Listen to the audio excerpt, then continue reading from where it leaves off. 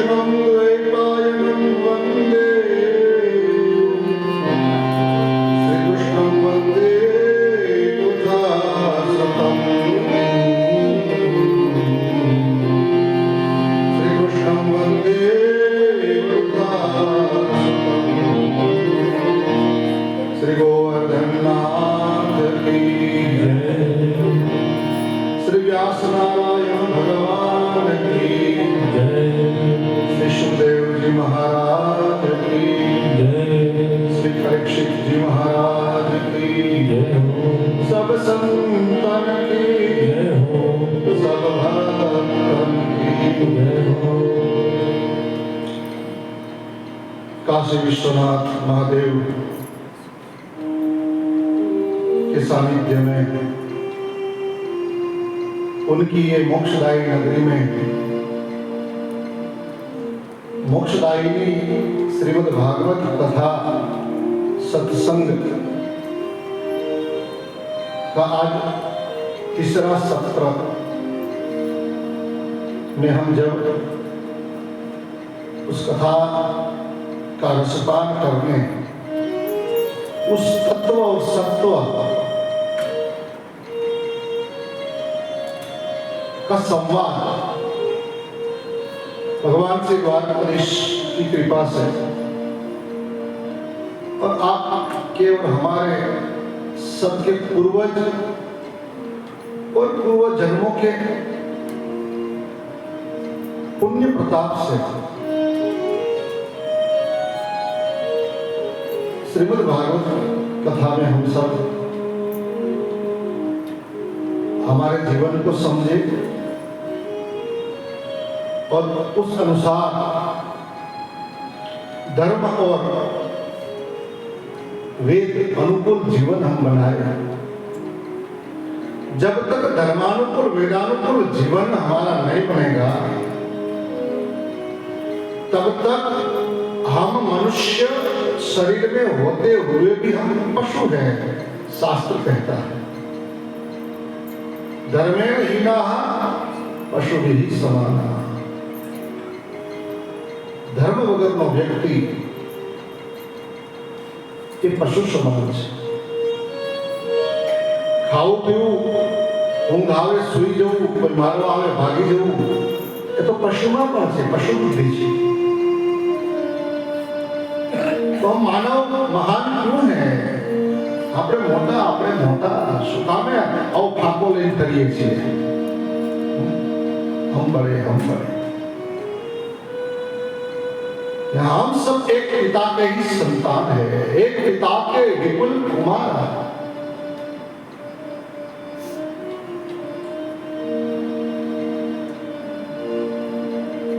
हम सब भगवान के ही अंश हैं।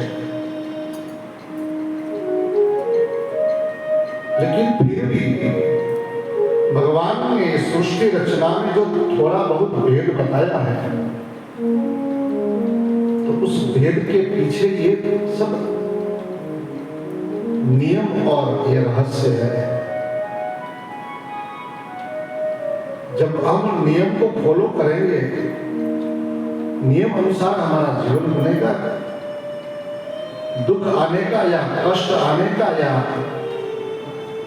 रुकावट का कोई सवाल ही नहीं होगा। नियम फॉलो करते जाओ, उस अनुसार जहां जहां भी सरल और तरल रास्ता दिखे, चलते रहो। जीवन प्राप्ति,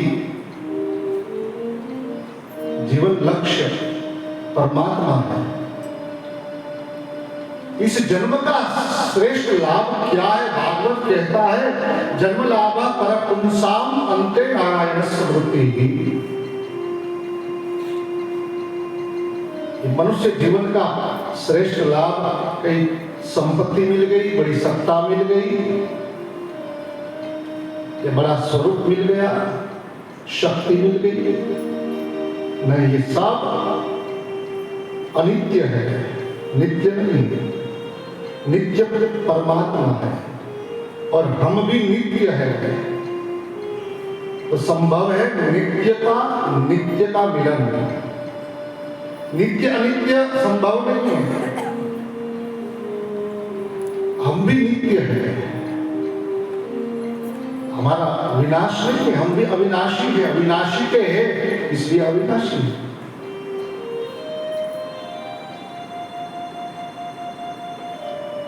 न जायते म्रियते वा कदाचित्। श्रीमद् भगवत गीता कहती है कि न हम मरते हैं, न हमारा जन्म होता है। तो मरेंगे तो जन्म होगा। वैसे तो भगवत गीता में बताया है, जातस्य ही ध्रुवं मृत्यु। लेकिन यहां बताया न म्रियते जायते कदाचिन, कभी भी हमारी मृत्यु या जन्म है ही नहीं। नायम भूतवा भविता वान भूय, हम हुए थे या होएंगे हम। अब हमारा भूतकाल है ना हमारा भविष्य काल है, हम सदैव वर्तमान में। परमात्मा भी सत्य यानी हमेशा जो है, अस्तित्व किसको कहते हैं? अस्थि यानी है, वो जो तत्व सदैव है वो हम भी है वो भी है। अजो नित्यम, यहां शब्द आया, अजो नित्यम शाश्वतोयम पुराण, जायते लेते व कदाचिन नायम भूत्वा भवितावान भूय, अजो नित्यम शाश्वतोयम पुराण। हम नित्य हैं। जैसे हम अनजान शहर में जाते हैं और उस गली कूचे में हम जैसे गुमराह हो जाते हैं। આપણે જેમ ભૂલા પડી જઈએ બીજા કોઈ અજાણ્યા શહેરમાં જઈએ અને હું બધું જાણું છું મને ખબર છે અને એમ કરીને આપણે નીકળી જઈએ અંદર, પછી ત્યાં ખબર ન પડે કે આપણે ક્યાં જવું, શું થયું, ગુમરાહ।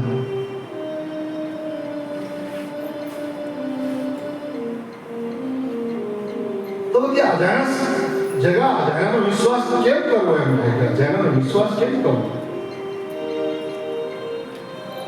કોઈને પૂછીએ કદાચ વળી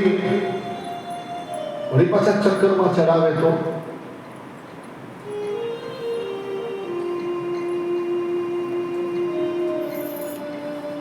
તો જેવી રીતે અજાણી નગરીમાં આપણે આપણી રીતે ચાલ્યા કરીએ અને ભૂલા પડીએ, પછી ચારે બાજુથી આપણને કોઈ રસ્તો મળે નહીં।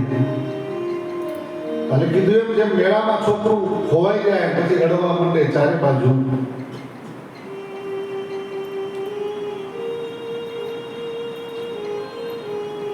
પિતાની આંગળી જો પકડેલી હોય તો ભૂલો ન પડે,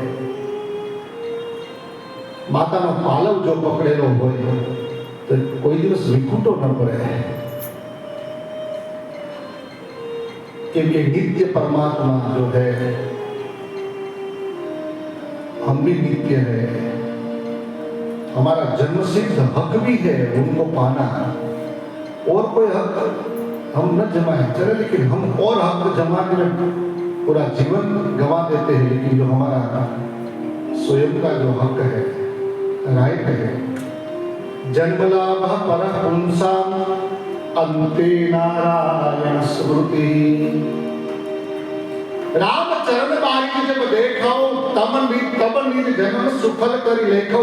जब तक रामचंद्र यानी इष्ट दर्शन जब तक हम नहीं करेंगे तब तक जीवन व्यर्थ है।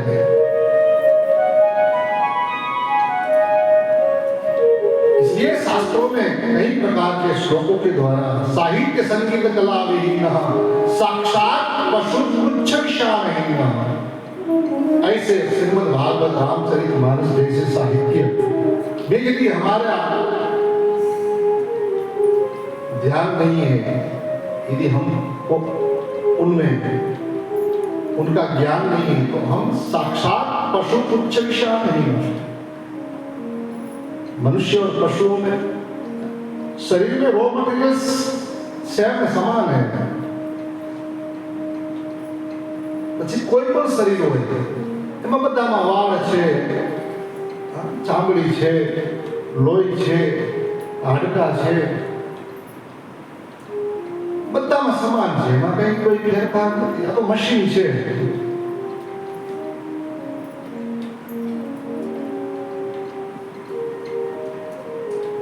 तो मनुष्य जीवन श्रेष्ठ, उसके धर्मो ही तेषाम अधिकार विशेष। डिसिप्लिन लाइफ, विवेक पूर्ण जीवन में मनुष्य जीवन है। અને વિવેક ચૂકીએ તો એ પશુ સમાન છે। અને એ વિવેક श्रीमद् भागवत हम सबको प्रदान करते। आइए हम श्रीमद् भागवत जी के दिव्य ग्रंथ तो जीवन दिव्य बनाते हैं उस दिव्य श्रीमद् भागवत जी में हम प्रवेश करते हैं। महात्मा में मैंने देखा सद्यो मुक्ति देने वाला है कि श्रीमद् भागवत प्रथम स्कंद 12 स्कंदમાં આ શ્રીમદ્ ભાગવત 18,000 શ્લોક અને 4 લાખ અક્ષર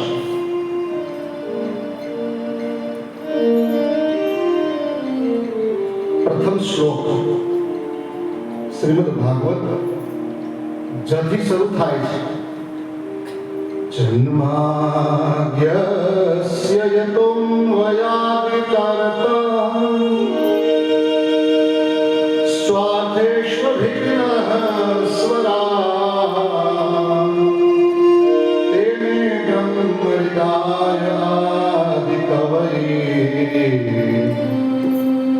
मुह्यन्ति सूरयः तेजो वारिमृदां यथा विनिमयो यत्र त्रिसर्गो मृषा दाम्ना स्वेन सदा निरस्तकुहकं सत्यं परं धीमहि सत्यं परं धीमहि जन्म अद्य अस्य જેમાંથી જન્મે છે જેના દ્વારા જીવીએ છીએ અને જેનામાં જઈએ છીએ અહીંયા કોઈ નામ વિશેષ નામ નથી આપ્યું એ કોણ તો કે બસ જેનામાંથી જન્મીએ છીએ જન્મ અદ્યસ્ય જેનામાંથી જન્મીએ છીએ જેના દ્વારા જીવીએ છીએ मतलब जन्म पोषण અને લય કરનાર જન્મવું જીવવું અને જવું એ પરમાત્મા નિત્ય છે પરમાત્મા હોવા છતાં દેખાતા નથી આ જે કંઈ સૃષ્ટિનું સર્જન કર્યું છે ભગવાને ત્રિગુણાત્મિકા સત્વ રજ ઓર તમ એના દ્વારા આ રજૂ કર્યું અને એ માયામાં બ્રહ્માથી દેવતાઓ પણ મોહિયંતી દેવતાઓ પણ મોહિત થાય છે એની માયાને સમજી શક્યા નથી એ માયામાં એ લોકો પણ ફસાયા છે જેવી રીતે તેજો વાળી મૃદામ યથાવિનિમય સૂર્યના પ્રકાશના કારણે સૂર્યનો પ્રકાશ એ માટી ઉપર પડે તેજો વાળી મૃદા અને આપણને એ પાણી દેખાય જેને આપણે કહીએ ઝાંઝવાના જળ મૃગ જળ આમ ભાસે જ્યાંથી ત્યાં પાણી છે ત્યાં જઈએ એ પાણી પાછું દૂર નીકળી ગયું રણ પ્રદેશમાં તમે જાઓ તો પણ એક લાગે છે સત્ય પણ છે જૂઠું એ તો કેવલ સૂર્યના પ્રકાશના કારણે એ આપણને પાણીમાં હોવા છતાં પણ અમુક માટીમાં એ આપણને પાણી દેખાય છે એ માટીમાં પાણી છે ખરું એમાં ઊંડાઈમાં જવું પડે અંદર જવું પડે આમ ઉપર ખાલી સૂર્યના પ્રકાશના હિસાબે દેખાય છે ત્યાં જઈએ તો કશું નથી કેવલ શ્રમ એવી રીતે આ જગત બધું જે છે ને તે પરમાત્માના પ્રકાશથી પ્રકાશિત આપણને બધું દેખાય છે બધું સાચું દેખાય છે હકીકતમાં નથી આખી જિંદગી તમે મરી જાઓ કે જળને એટલે કે આ માયાને પ્રાપ્ત કરવા મારો છોકરો મારો થાય મારી પત્ની મારી થાય મારો મિત્ર મારો રહે એ માટે આખી જિંદગી ઘસી નાખો તો પણ છેલ્લે કોઈ કોઈનું નથી રે કોઈ કોઈનું જાણવાના જળ જેવું આ સંસાર છે जैसल कर ले विचार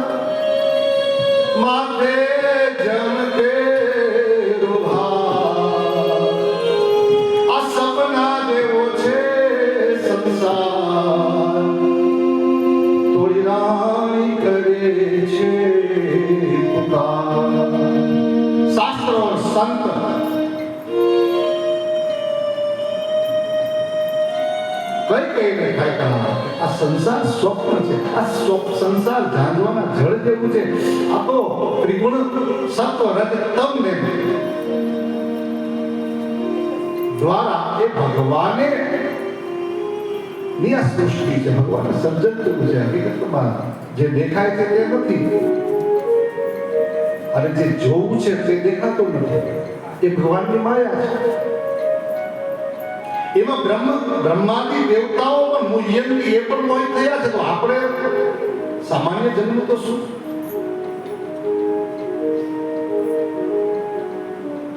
એ ત્રિગુણાત્મિકા સૃષ્ટિ ને સમજતા એ ત્રિદેવ બ્રહ્મા વિષ્ણુ મહેશ ને સમજતા બ્રહ્મા વિષ્ણુ મહેશ ત્યાં પણ પૂર્ણ બ્રહ્મની પ્રાપ્તિ નથી. એક માંથી એકને આપણે પકડીએ, અને એ જે સત્ય સ્વરૂપ, પોષણ સ્વરૂપ ભગવાન નારાયણ જે છે તે હરિ મારા તમારા જીવનનો જે કઈ પ્રશ્ન છે અથવા તો જીવનની જે સમસ્યા છે એ હરિ જ કરશે. એટલા માટે આપણે કે હરિ કરે તે કરી, એમાંથી એકને પકડી, એક સાથે સબ સાથે. એ એક જે છે તે કોણ છે? સત્યમ પરમ ધીમહિ. વ્યાસ કહે છે એ સત્ય સ્વરૂપ એવા પરાત્પર બ્રહ્મનું અમે ધ્યાન ધરીએ છીએ.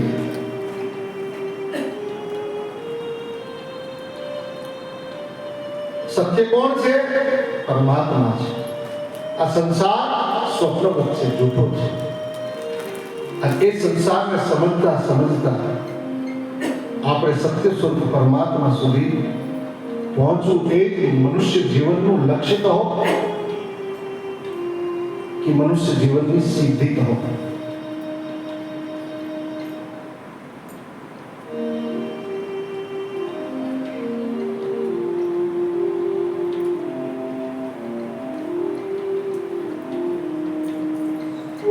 એ સત્ય સ્વરૂપ પરમાત્માનું ધ્યાન કરીએ છીએ અમે. એમ કહી અને વ્યાસજી મહારાજ નૈમિષ ક્ષેત્રમાં લઈ જાય છે. કોઈ પણ કથા નૈમિષારણ્યથી શરૂ થાય. નૈમિષે નિમિષે ક્ષેત્રે ઋષયઃ શૌનકાદયઃ સત્રમ સ્વર્ગાય લોકાય સહસ્રમ સમમાચત. નૈમિષારણ્યમાં શૌનકાદિ ઋષિઓ ભેગા થયા. 1000 વર્ષ સુધી યજ્ઞ નો સંકલ્પ કર્યો. સવારમાં યજ્ઞ કરે, બપોરે ફલાહાર કરી અને સાંજના સમયે જ્ઞાન સત્ર એટલે કે સુખજી મહારાજ કથા કરે, શૌનકાદિ ઋષિઓ સાંભળે. 1000 વર્ષ ચાલે એવો આ જ્ઞાન યજ્ઞ. બધા પોતપોતાના સ્થાન પર વિરાજમાન છે. સુખજી મહારાજ વ્યાસપીઠ ઉપર બેઠા છે.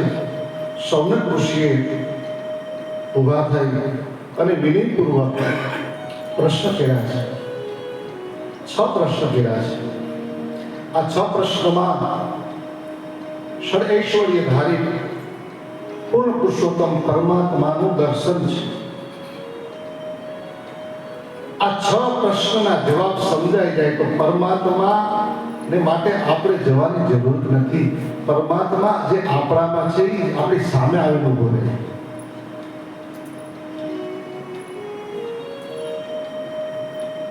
જરૂર છે આ સમજવાની. સર્વપ્રથમ પ્રશ્ન કર્યો કે મહારાજ શાસ્ત્રનો સાર શું છે? અત્યાર સુધી અમે દરેક શાસ્ત્રોને શ્રવણ કર્યા, અધ્યયન કર્યા, પણ શાસ્ત્રનો સાર શું છે? શ્રેય શું? શ્રેય એટલે કલ્યાણ. શ્રેયની પ્રાપ્તિ કેમ થાય? આપણે આપણું કલ્યાણ કેમ કરીએ, કેમ કરી શકીએ? એ પ્રશ્ન. બીજું મહારાજ ભગવાને જે કંઈ અવતાર વિવિધ અવતાર ધારણ કર્યા એનું પ્રયોજન શું? શા માટે ભગવાને વિવિધ અવતાર? કયા કયા અવતારે પ્રભુએ કઈ કઈ લીલા કરી એ પાંચમા પ્રશ્નમાં પૂછ્યું છે. છઠ્ઠા પ્રશ્નમાં મહારાજ ભગવાન કૃષ્ણ બલરામ અવતાર લીલા પરિપૂર્ણ કરી અને જ્યારે ભગવાન સ્વધામ ગમન કર્યું ત્યારે ધર્મ કોના શરણે ગયો? કારણ કે કલિયુગમાં ધર્મની કોઈ વેલ્યુ નથી. એટલે જ્યારથી કૃષ્ણ ગયા ત્યારથી ભગવાન કલિયુગ આવ્યો અને કલિયુગમાં ધર્મની ગતિ અથવા તો ધર્મ કોના શરણે? આ 6 પ્રશ્ન કરી અને પ્રભુ કથા સાંભળવાની ઈચ્છા વ્યક્ત કરી સૌનક આદિ ઋષિ. પરમાત્માની કથા એવી છે કે નિત નવી છે અને જેટલી સાંભળો એટલી વધારે વધારે સાંભળવાની ઈચ્છા થયા છે. પદાર્થને ભોગવીએ તો અમુક સમય પછી એ પદાર્થ ઉપર આપણને અરુચિ થાય, પણ પરમાત્માની કથા એવી છે દિને દિને નવમ નવમ નમામિ નંદ સંભવમ. એ સંભવ કેવલ નંદ નંદનમાં છે. દિને દિને નવમ નવમ, નવું નવું ચરિત્ર, નવું નવું આપવું એ નિત્ય નાવિન્ય પૂર્ણ પુરુષોત્તમ ભગવાન કૃષ્ણમાં છે. એમાં કદી અરુચિ નથી. નિત નવું પુરાણ હોવા છતાં પણ, પ્રાચીન હોવા છતાં પણ અર્વાચીન. આટલા વર્ષ જૂનું શ્રીમદ ભાગવત દ્વાપરના અંતે વ્યાસજીએ લખ્યું અને એ કેટલા વર્ષ થઈ ગયા? 5000 ઉપર વર્ષ થયા છતાં પણ સાંભળતા સાંભળતા હજી આપણને અરુચિ ન થઈ. અમુક નવલકથાઓ તમે વાંચો તો એ એક વખત, બે વખત, ત્રીજી વખત પછી આપણને એમાં. શ્રીમદ ભાગવત એવો એક ગ્રંથ છે કે તમે રોજ વાંચતા જાઓ, રોજ વાંચતા જાઓ, એમાંથી નિત નવું મળ્યા છે.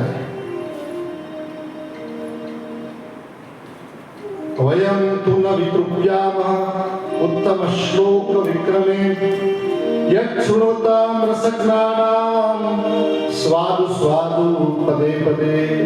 એક એક પદમાં સ્વાદ ભર્યો છે.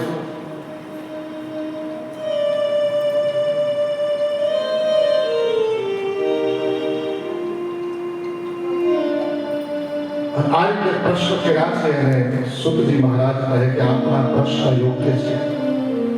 इति संप्रश्न संपृष्टः सविप्रे रोमहर्षणि प्रतिपूज्य वचस्तेषां प्रवक्तुमुपचक्रमे.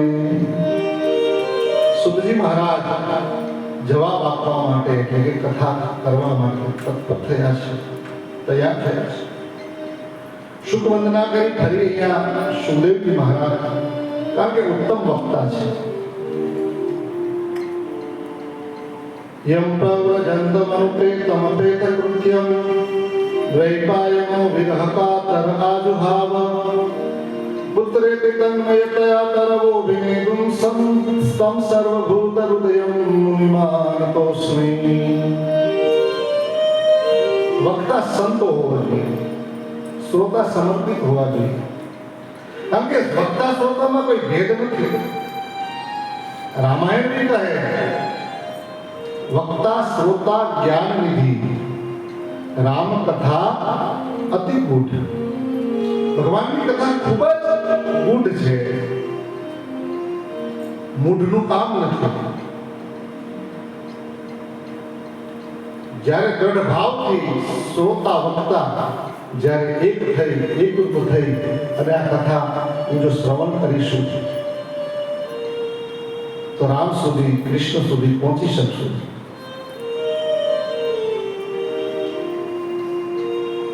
તો સુખદેવજી મહારાજ જન્મતાની સાથે વૈરાગ્ય,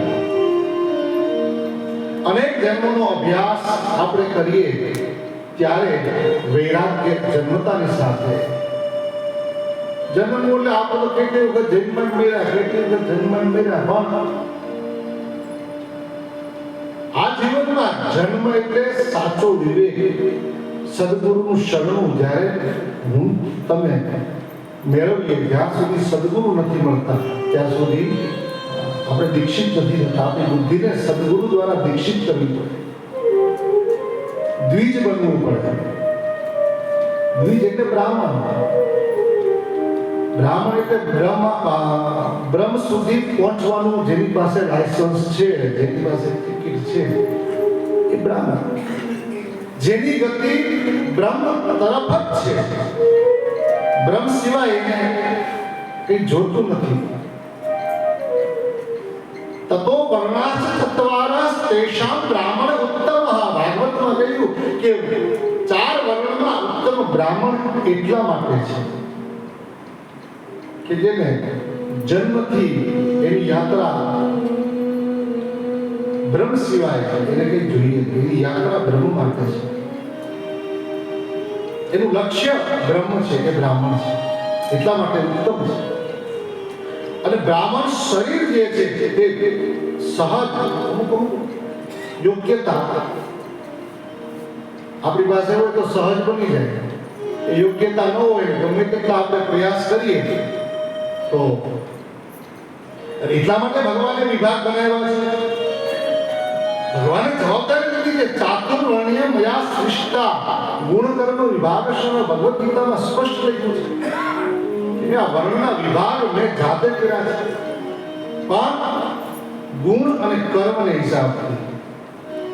તો પૂર્વના ગુણ કર્મ મારણ તમારા જે હતા એ પ્રમાણે આપણને બ્રાહ્મણ, ક્ષત્રિય, વૈશ્ય, શૂદ્ર એ કોઈ ભેદ નથી. આપણે જેમ મોટી મોટી ઓફિસોમાં ક્લાસ 1, ક્લાસ 2 છે ને, અમે પ્રથમ વર્ગ, દ્વિતીય વર્ગ, તૃતીય વર્ગ, ચોથા વર્ગના કર્મચારીઓ હોય છે ને, એટલે ભેદ નથી. પોતપોતાની યોગ્યતા પ્રમાણે એક સ્થાન મળે છે ને એને સ્વીકારવાનું છે, એ પ્રમાણે એની ડ્યુટી એને કરવાની છે. એમાં કઈ ભેદ નથી. પણ પોતાના સ્ટેટસ પ્રમાણે હવે માની લો કે મોટી ઓફિસ છે, કલેક્ટરની ઓફિસ છે, અને એમાં એનો પટાવાળો એમ છે કે હાલો સાહેબ આપણે હામાં બેન ચા પીવા દેશે.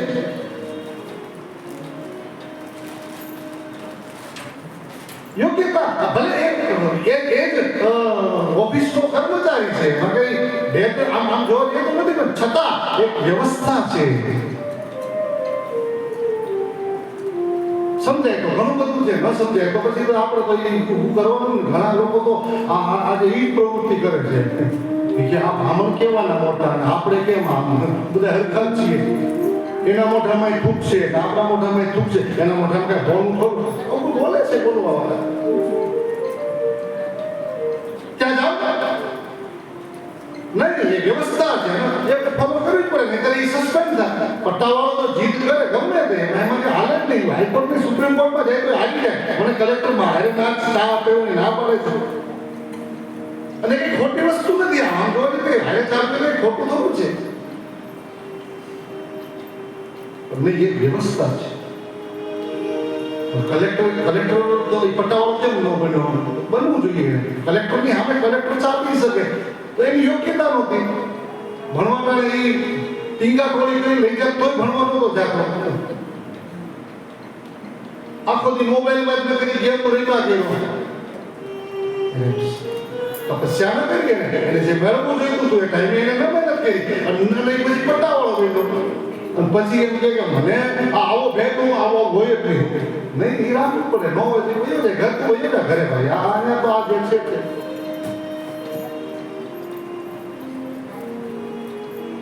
અને હંમેશા મોટા હોય ઉદાર હોય, અને એ ઉદારતાનો જો આપણે ગલત અર્થ કરીએ અને એનો જો બરોબર ઉપયોગ ન કરીએ તો એમાં કઈ બ્રાહ્મણોને કઈ ખોટ નથી. બટ એનો જો આપણે લાભ ન ઉઠાવી શકીએ. હવે પ્રજ્વલિત અગ્નિ હોય, આમ પ્રજ્વલિત છે બરોબર, લાકડા બાકડા બધા બરાબર, અને કડકડતી ઠંડી પડતી હોય, બરોબર છે. અને એ કડકડતી ઠંડીમાં તમે તૂટવાતાઓ પાસે વઢવાનું કાંઈ ન હોય, અરે અગ્નિ પાસે જઈ અને અગ્નિનો તમે લાભ લઈ લો, અગ્નિ તમારી ઠંડી ઓછી કરે.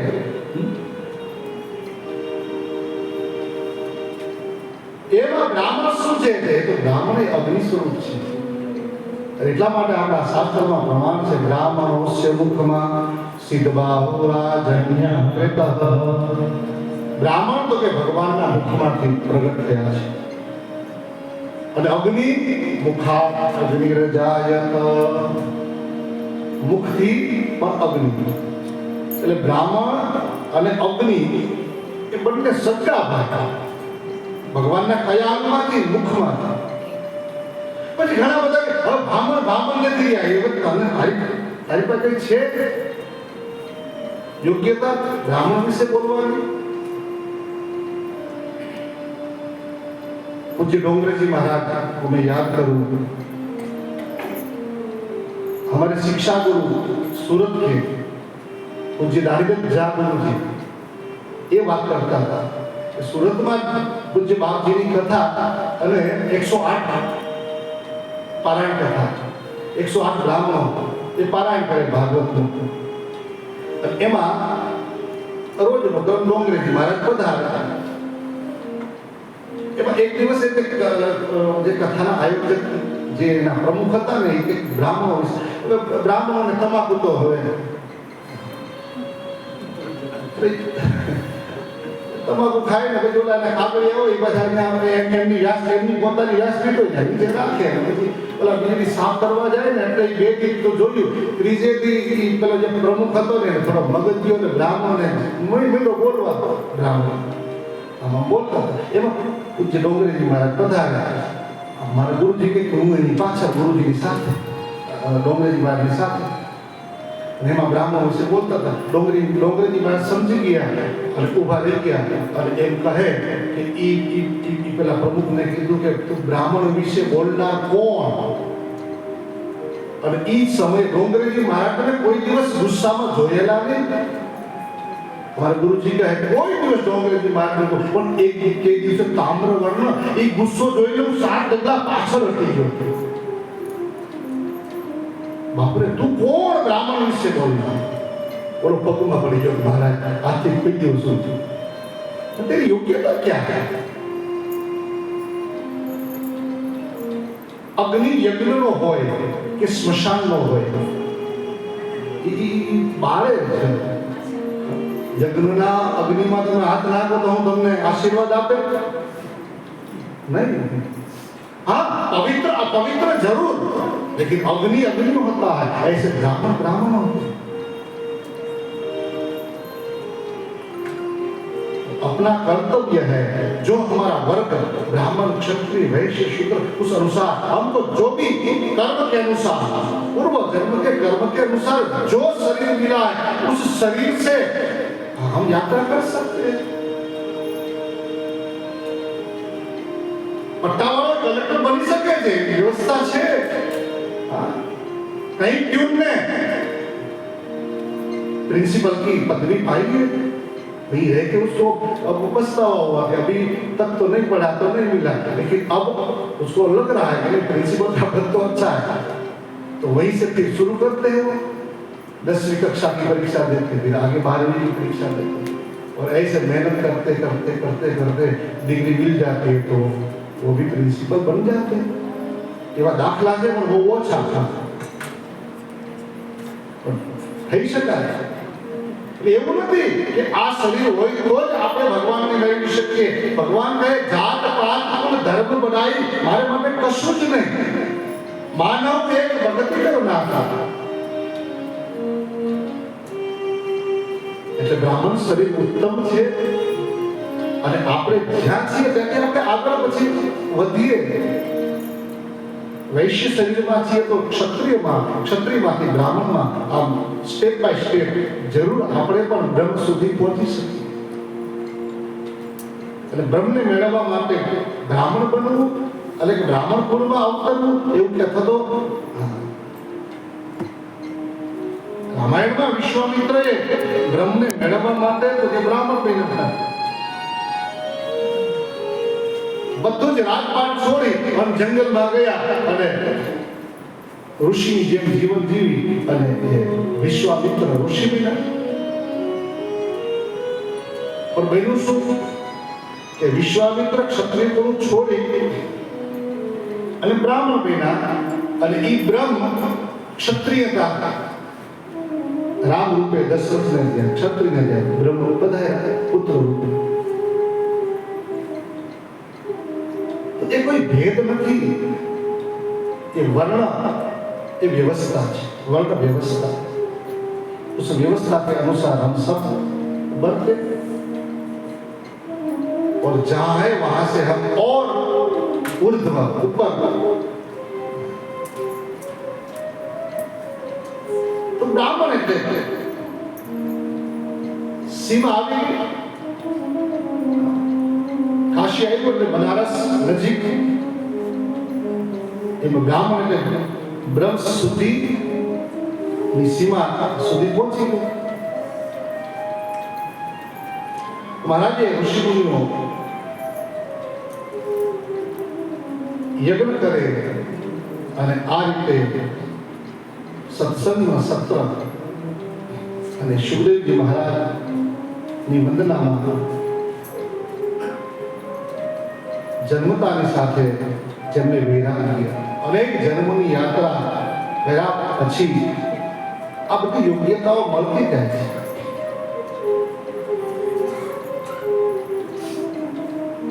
સીધો સંન્યાસ મળતો નથી અને લેવા જઈએ તો પણ એ ફળતો નથી.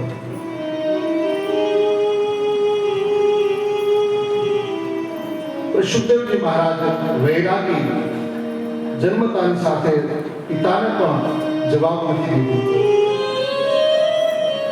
જવાબ મેળવવા માટે કોઈ જવાબ દેવાની જરૂર નથી, ચૂપ થઈ જવાનું. સુખદેવજી મહારાજને વંદન કરી અને સુખજી મહારાજ કહે છે મુનય સાધ પૃષ્ટોહમ ભવદ ભીર્લોક મંગલમ યત્કૃતા તૃષ્ટ સંપ્રશ્નો યેનાત્મા સુપ્રસિદ્ધતી. હે મુનિઓ, લોકોના હિત માટે આપે સાચો અને સારો પ્રશ્ન કર્યો છે, જેના દ્વારા ભગવાન પ્રસન્ન થાય, જેના દ્વારા ભગવાન ની પ્રાપ્તિ થાય.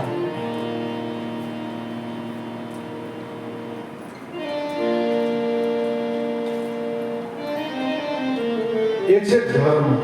સવે પુંસામ પરો ધર્મ યતો ભક્તિર ધોક્ષજે आहे नित्य प्रत्यता ये आत्मा सुप्रसिद्धति. तो आत्मा में ही प्रकट होते हैं, प्रसन्न होते हैं तो परमात्मा.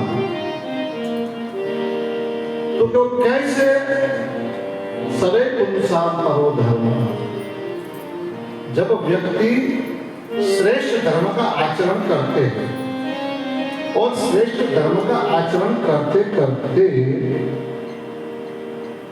ये तो भक्ति भगवान भक्ति જ્યારે ધર્મનું આચરણ કરતા કરતા આપણામાં જ્યારે ભક્તિ પ્રગટ થાય,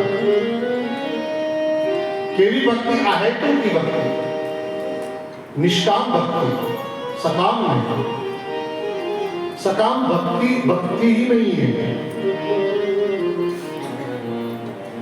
अहेतु की भक्ति. कारण के भगवान नो स्वभाव શું છે કે હેતુ વગરના હેત કરે હરિ, કારણ વગરની કૃપા કરે એ કેશવ. આપણે કે કારણ હોય એને આપણે એનું કામ કરીએ તો બરોબર છે, પણ અહીં તો કારણ વગર ના બધા જ કામ કરે એ કેશવ. તો ભક્તિ કેવી આ હેતુ વગર, કોઈ પણ હેતુ નહીં. અને પ્રતિહતા આપણે રોકાય નહીં. પછી આજે 10 માળા કરી અને કાલે પછી જે કે નહીં પરમ દિવા નહીં. ગંગાની જેમ નિરંતર વહેતી ભક્તિ શરૂ કરી. આજે 1 માળા કરી તો કાલે 2 વધવી જોઈએ. ગંગા જયારે ગંગોત્રીથી નીકળે ત્યારે હવે એકદમ પતિ જયારે તમે આગળ વધતા અહીંયા જોવો ને કાશી કેટલી મોટી, એમ દિવસે દિવસે વધવી જોઈએ એ ભક્તિ.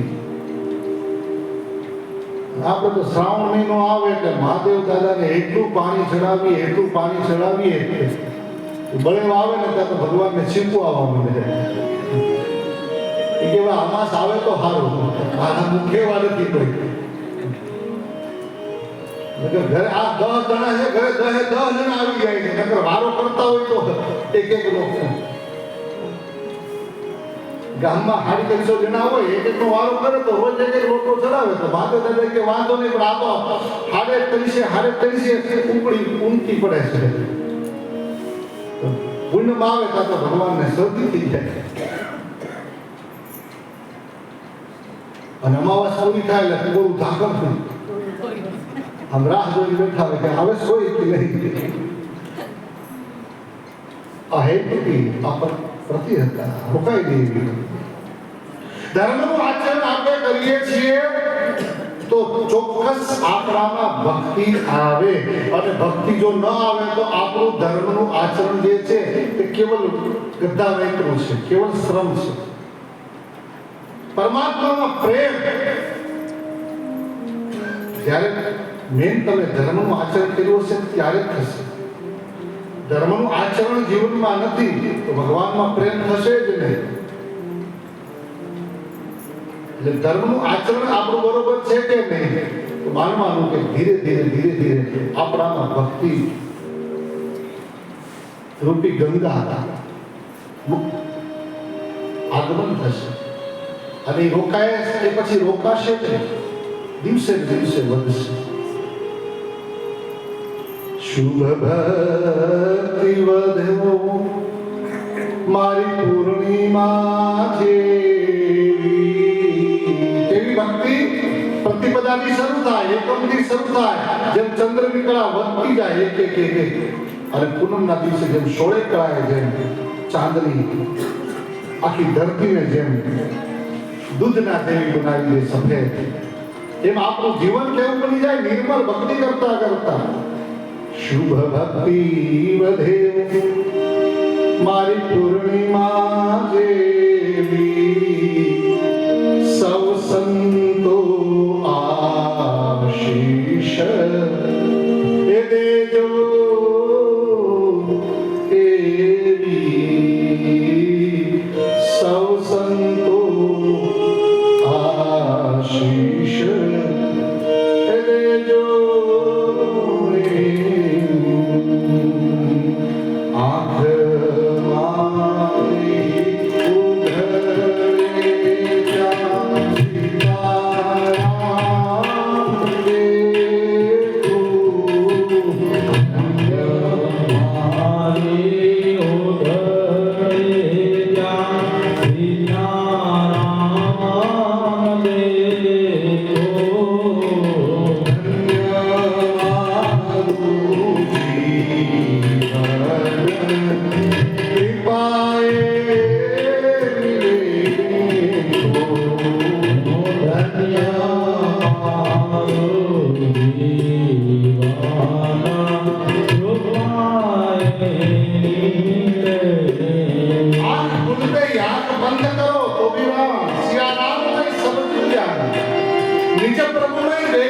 जगत जब लगना लगे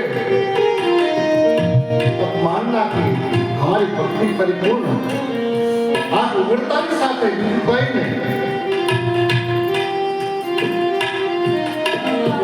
અને જીવન ધન્ય ક્યારે થશે?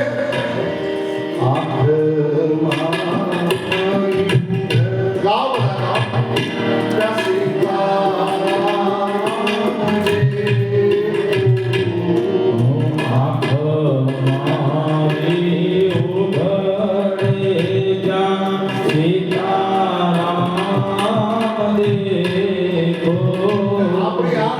ચાનો કપ આવે તો ઉગડે.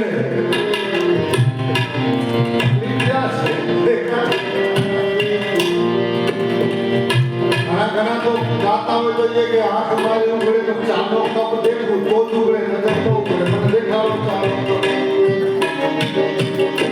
भागवत कहता है, भगवत धर्म, भागवत धर्म आंख खुली કે નહીં જ્યારે આ જગતમાં જેને જોવે રામ સીતા દેખાય ધન્ય, અને આપણું જીવન પણ ધન્ય ત્યારે જ છે આ દ્રષ્ટિમાં રામ અને સીતા, રાધા કૃષ્ણ, ઉમા મહેશ જ્યારે મારી તમારી દૃષ્ટિમાં જ્યારે આવે ત્યારે ધન્ય મારું કૃપાએ ધન્ય મારું દીવાના કૃપાએ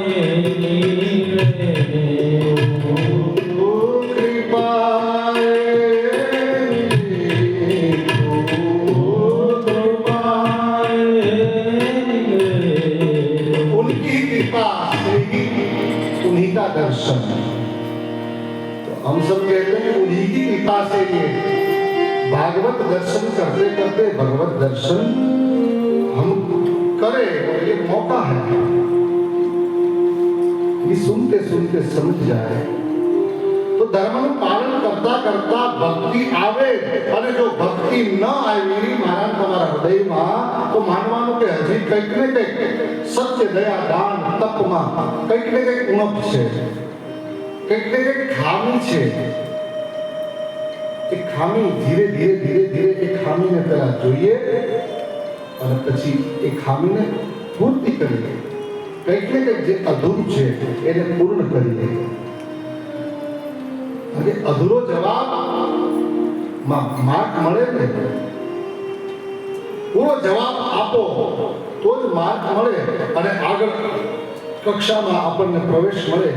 એમ મારે તમારા જીવનમાં સત્ય, દયા, દાન, તપ, આ ધર્મના જે ચરણ છે જ્યાં સુધી પૂરેપૂરા મજબૂત બનતા નથી ત્યાં સુધી એ ધર્મનું આચરણ પૂર્ણ નથી. અને એ ધર્મનું આચરણ પૂર્ણ થાય એટલે ભક્તિ આવે. એમાં પછી કઈ ભક્તિ માટે કઈ એના ભક્તિની કઈ લઈ જાઓ ભક્તિના સ્ટોર નથી, કિલો 2 કિલો લઈ જાઓ એના કોઈ ભાવ નથી. બસ ભક્તિમાં ભાવ છે કયો? પદાર્થનો નહીં, પ્રેમનો, હૃદયનો. એ પ્રેમનો ભાવ, એ ભાવ, હૃદયનો ભાવ જ્યારે તમે સમર્પિત કરો ત્યારે એ ભક્તિ મળે છે. અને ભક્તિ મળે એટલે ભગવાન મળે છે. ભક્તિ રે કરવી જેણે, ये भक्ति का प्रकार, भक्ति करना है तो क्या करना पड़ेगा? गंगा सती इन सीधी सरल भाषा, देसी भाषा, भक्ति रे करवी जेने राख थईने रे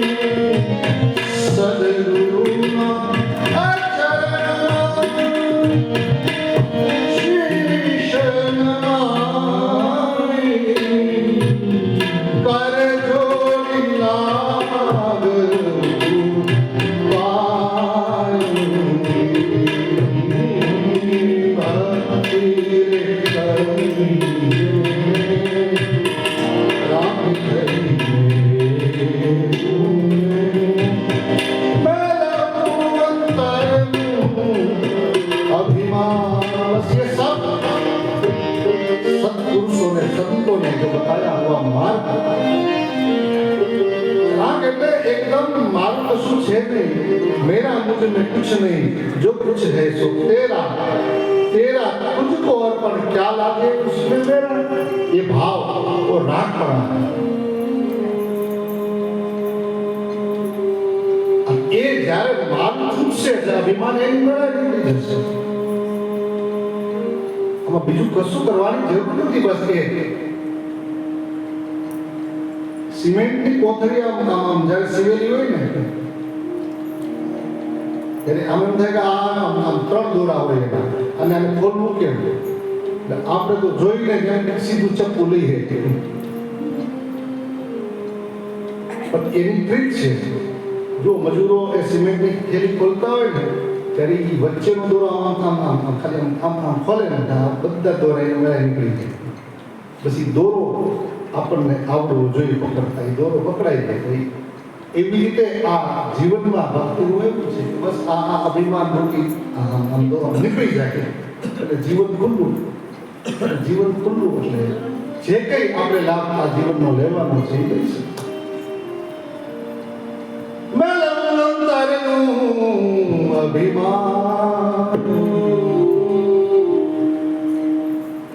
અભિમાન છૂટે એટલે ભક્તિ થાય. અને એ ભક્તિ તો કહે કે ભગવાન સુધી લઈ જાય છે. અને ભક્તિ વગર ભગવાનની ઓળખાણ નથી. ભક્તિ માં છે. મા વગર પિતાની ઓળખાણ શક્ય નથી. જેને દેખ ભાઈ અને ત્યાં દીકરાનો જન્મ થયો ને 3 મહિના થયા ને એને વિઝા આવી કે અમેરિકા વયો ગયો. અમેરિકામાં 5 વર્ષ જે એમનું જે કંઈ હતું એ કામ આ રીતે 5 વર્ષ પછી એ ઇન્ડિયા આવવાનો હતો. સમાચાર મળ્યા એટલે એ દીકરો 5 વર્ષનો થયો અહીંયા 5 વર્ષ પછી આવવાનો. એની મમ્મીએ કીધું બેટા હાલ જલ્દી તૈયાર થઈ ગયા, તારા પપ્પા આવે છે. એટલે તૈયાર એને કરી દીધો. તૈયાર થયો ને એ દોડવા લાગ્યો. મારા પપ્પા આવે, ચાલો હું જાઉં. મારા પપ્પા આવે, હું જાઉં. ત્યારે મમ્મી કહે કે એમ દોડવા મનમાં મને લઈ જાય રે, કારણ કે તારા પપ્પા કોણ એવું બતાવીશ તો તને ખબર પડશે કે આ તારા પપ્પા. એમ ભક્તિ જ્યાં સુધી મારા તમારા જીવનમાં નથી, ગમે ત્યાં દોડીશું ભગવાનની ઓળખાણ નહીં મળે. જેમ પિતાની ઓળખાણ માતા વગર નથી મળવાની, એ આપણે ભક્તિ કરીશું તો ભગવાનની ઓળખાણ થશે. આ રીતે ભાગવત કહેતા હૈ જીવનનું પરમ શ્રેય આત્મ કલ્યાણ છે. શ્રેયનું સાધન ભક્તિ છે. અને એ ભક્તિ જ નિરાકારને નિરાકાર બનાવે છે, નિર્ગુણને સગુણ બનાવે છે. અને એ તન નાના અવતારાણામ વિધાનમ બીજમવ્યયમ યસ્યા શૈનો સૃજ્યન્તે. આ ભક્તિ દ્વારા ભગવાન નિરાકારમાંથી નિરાકાર બને છે, નિર્ગુણમાંથી સગુણ બને છે. અને એ ભગવાન ભક્તોના કાર્યને પૂર્ણ કરવા માટે, ભક્તોના કાર્ય માટે પરિત્રાણાય સાધુનામ વિનાશાય દુષ્કૃતામ ધર્મ સંસ્થાપનાર્થાય સંભવામિ યુગે યુગે. એ પરમાત્મા નાનાવિધ પ્રકાર અનેક રૂપ ધારણ કરે છે. શ્રીમદ ભાગવતમાં એ 24 અવતાર ભગવાને ધારણ કર્યા. એ 24 અવતારના કર્મમાં નામ બતાવે છે. પ્રથમ અવતાર શરદ કુમાર થયા છે. અખંડ બ્રહ્મચર્ય અને ધર્મનું આચરણ કરી અને સનત કુમારોએ પરમહંસ ધર્મ, સંન્યાસ ધર્મ નો પ્રચાર પ્રસાર કર્યો છે. બીજા અવતારે ભગવાન વરાહ નારાયણ બન્યા છે અને પૃથ્વીનો ઉદ્ધાર કર્યો છે. ત્રીજો અવતાર ભાગવત કહે છે નારદ રૂપે. ચોથો અવતાર નરનારાયણ રૂપે. પાંચમો અવતાર કપિલ નારાયણ રૂપે કરદમ અને દેવહૂતિ માતાને ત્યાં કપિલ નારાયણ તરીકે જન્મ લીધો છે. સાતમો અવતાર રુચિ ઋષિ અને આકૃતિ રાણીથી યજ્ઞ નારાયણ રૂપે પ્રગટા છે.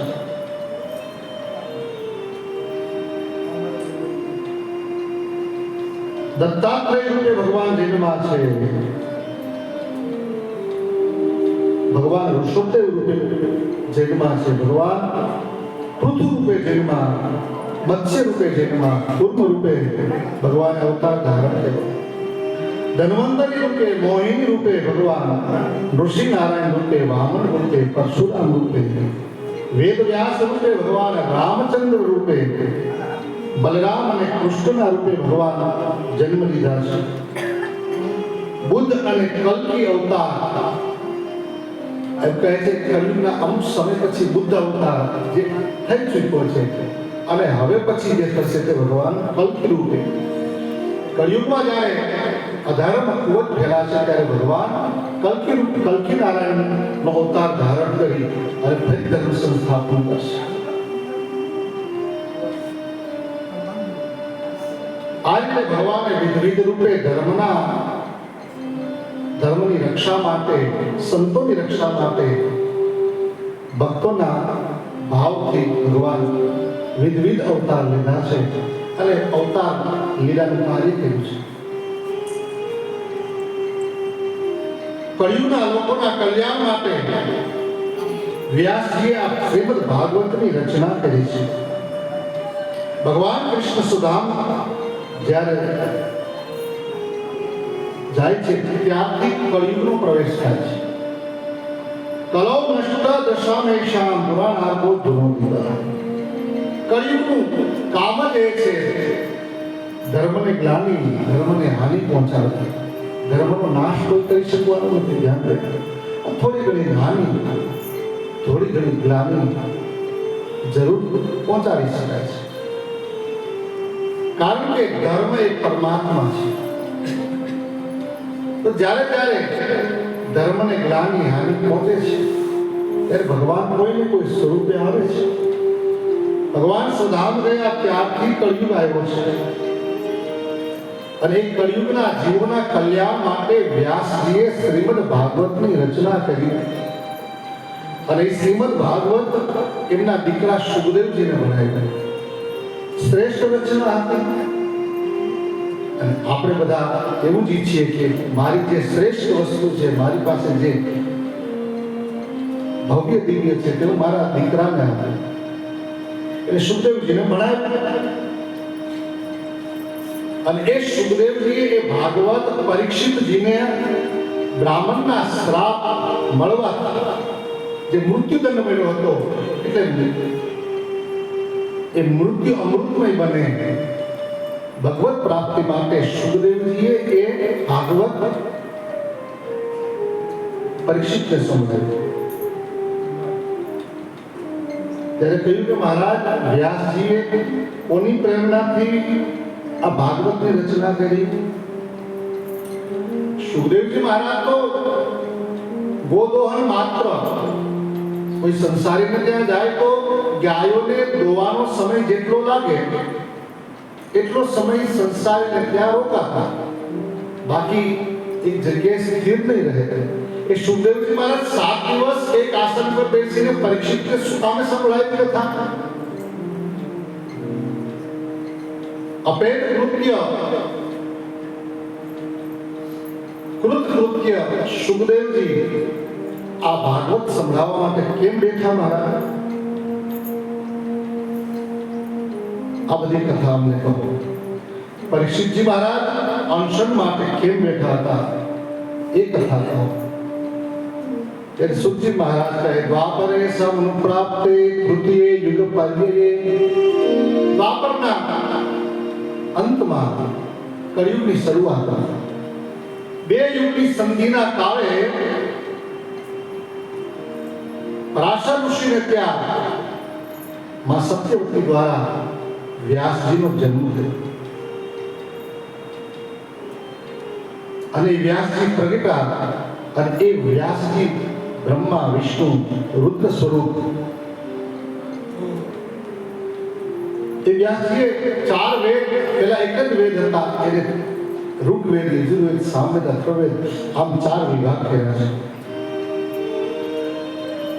4 વેદ રચ્યા સ્ત્રી અને બીજા વર્ગને ધર્મને સમજાવવા માટે મહાભારતની રચના કરી છે. ઇતિહાસ પુરાણાની પંચમો વેદ ઉચ્યતે. ઇતિહાસ પુરાણ એ 5મો વેદ છે. કારણ કે વેદનો અધિકાર કેવલ બ્રાહ્મણોને જ છે. જેને યજ્ઞોપવિત ધારણ કર્યા છે, યજ્ઞોપવિત ધારણ કર્યા પછી અને આ યજ્ઞોપવિત કેવલ બ્રાહ્મણોને જ અધિકાર હોય છે. અને યજ્ઞોપવિત ધારણ કર્યા પછી જ એ વેદ ભણી શકે છે.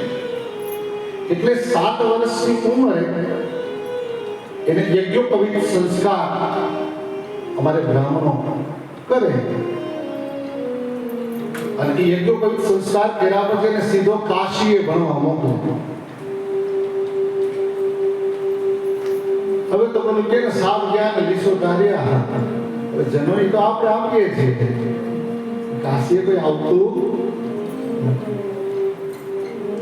કાશી યાત્રા આપણે ક્રમમાં હોય ને બધું. સવારે મંડપ મુહૂર્ત ને પછી ગ્રહ શાંતિ ને પછી ઉપવિત સંસ્કાર, ઉપનયન સંસ્કાર અને પછી કાશી યાત્રા. હવે બટુક યાત્રા, કાશી યાત્રા. પછી બેનો ગાય કાશી ભણવા જોતો રે બળવો